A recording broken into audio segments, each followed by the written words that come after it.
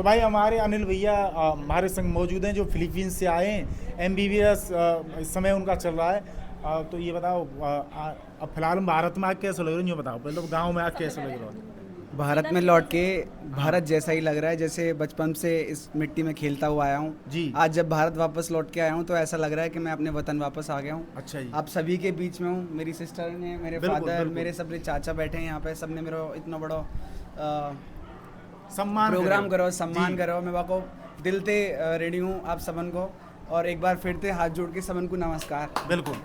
और भाई छोटी सी अभी उम्र है और डॉक्टर बने हुए की आने वाली जो डगर है वो बहुत आसान है वाली है।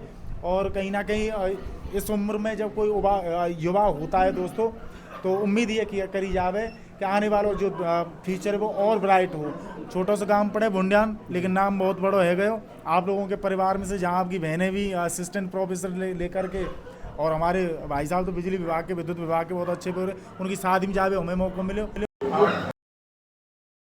डॉक्टर बनेंगे वो ज़्यादातर कौन सी उसके स्पेशलिस्ट होंगे आप? बेसिकली मैं डॉक्टर बनना चाहूँगा मस्तिष्क का। मेरा जी। है कि I want to become a neurologist. मैं मस्तिष्क का सर्जन बनना चाहता हूँ। जी जी जी। और भाई आदमी है ही तो यहाँ अच्छी बात ये है। और कोई यूँ कहे इंसान है कहाँ, तो इंसान बस यहाँ है।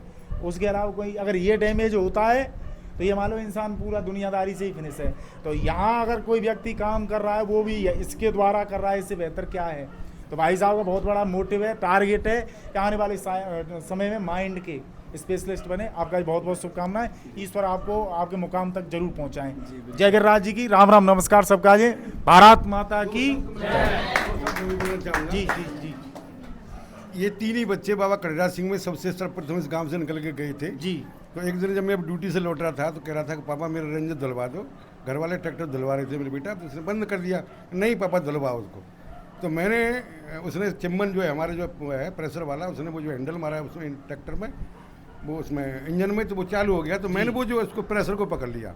तो प्रेशर में जैसे ही प्रेशर बना तो वो जो है पाइप मेरी आँख की तरफ हो गई, तो मेरी आँख बाहर निकल के आ गई थी। तो बोला अनिल तूने मेरी आँख बाहर निकाल ली, तू बड़ा शैतान है, घर जाके धो लेते इसको।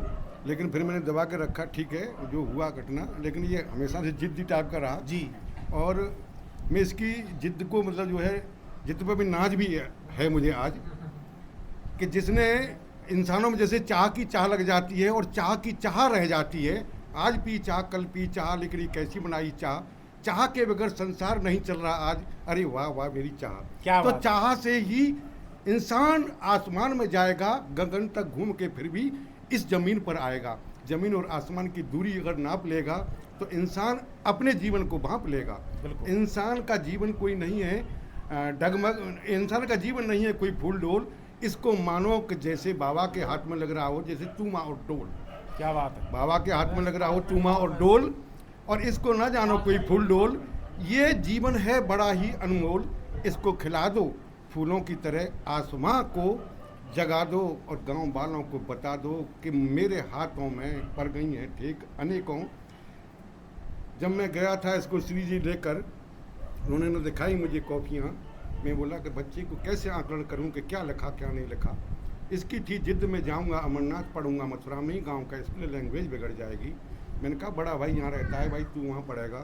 तो वहाँ गए तो टीचर ने पूछा कि बेटा आप इस रूम के बारे में 4 पंक्ति बोल के दिखाओ। तो इसने कहा देयर आर ब्यूटीफुल फैन